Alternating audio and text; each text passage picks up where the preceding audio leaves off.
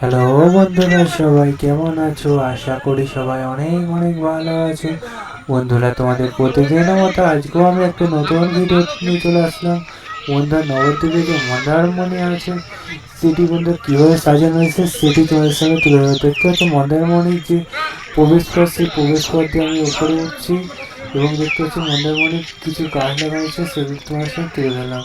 দেখতে হচ্ছে দুদিক দিয়ে, তিন দিক দিয়ে, চারদিকে যেদিক যাবে সেদিক দিয়ে এখানে যাওয়ার রাস্তা আছে। এই রাস্তা দিয়ে তুমি যদি ভ্রমণ করো তোমার মনটা জুড়িয়ে যাবে বন্ধুরা। এত গাছপালা এখানে লাগিয়েছে, এখানে যে অক্সিজেনে ভরপুর বন্ধুরা। তুমি যদি শ্বাস প্রশ্বাসের প্রবলেম থাকে তুমি এখানে এসে প্রত্যেক দিন নিঃশ্বাস নিয়ে তোমার মনটাকে ভরিয়ে তুলতে পারো এবং তোমার শরীরকে তাজা করতে পারো। সকালে হাঁটা পথ এটা বিশাল সুন্দর বন্ধুরা। এখানে বহুত গাছ লাগানো হয়েছে এবং ছোট গাছ লাগানো হয়েছে, সেটা তোমাদের সামনে প্রথমে তুলে ধরলাম। দেখতে পাচ্ছ বন্ধুরা, এখানে যে গাছগুলো লাগানো হয়েছে জলের ধার দিয়ে লাগিয়েছে এবং ভেতর দিয়ে প্রচুর রাস্তা অলিগুলির মতো করেছে। দেখতে পাচ্ছ বন্ধুরা, এখানে একটা সরু রাস্তার মতো করেছে। দেখতে পাচ্ছ এখানে যে গাছগুলো লাগিয়ে দিয়েছে, গাছগুলো তো ভালো, কিন্তু বন্ধুরা আমি যে যাচ্ছি দেখতে পাচ্ছ এখানে গাছগুলো যেতে যেতে আমি একটা খারাপ জিনিস দেখলাম। কিছুদিন আগে এখানে ঝড় হয়েছিল বন্ধুরা, তোমাদের মনে আছে হয়তো। এই ঝড়ে গাছগুলো সব পড়ে গেছে, একটা দুঃখের খবর বন্ধুরা।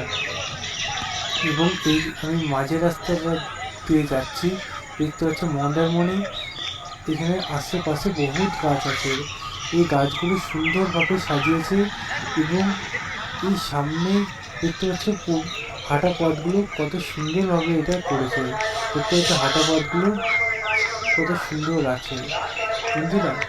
এখানে যে গাছগুলো লাগিয়েছে আমার মতে এই গাছে যে রাস্তাটা করেছে, এই রাস্তা দিয়ে কেউ যদি প্রত্যেকদিন হাঁটে পুরোপুরি তার যে অক্সিজেনের ঘাটতি নাম নির্মূল হলেও মোটামুটি নির্মূল হবে বন্ধুরা। এখানে আরেকটা পয়েন্ট না দেখালেই নয়, তোমাদের এই গাছগুলোর মধ্যে সরকারের উদ্যোগে এখানে পশু পাখি যাতে সুস্থ থাকে সেজন্য বন্ধুরা কিছু পাখির বাসা করেছে। দেখতে হচ্ছে বাচ্চাটা আমি দূর থেকে তুলে ধরার চেষ্টা করছি, বাচ্চাটা আমি সামনাসামনি গিয়ে তোমার সঙ্গে তুলে ধরছি। দেখতে হচ্ছে এখানে পাখির বাসা লাগিয়ে রেখে দিয়েছে যাতে পাখিরা এখানে থাকতে পারে ঝড় বৃষ্টির দিনে এবং বসবাস করে, সেই জন্য এটা সুন্দরভাবে লাগিয়েছে।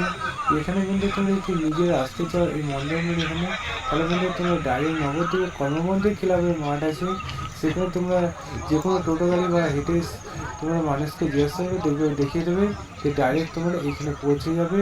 তাই বন্ধুরা তোমার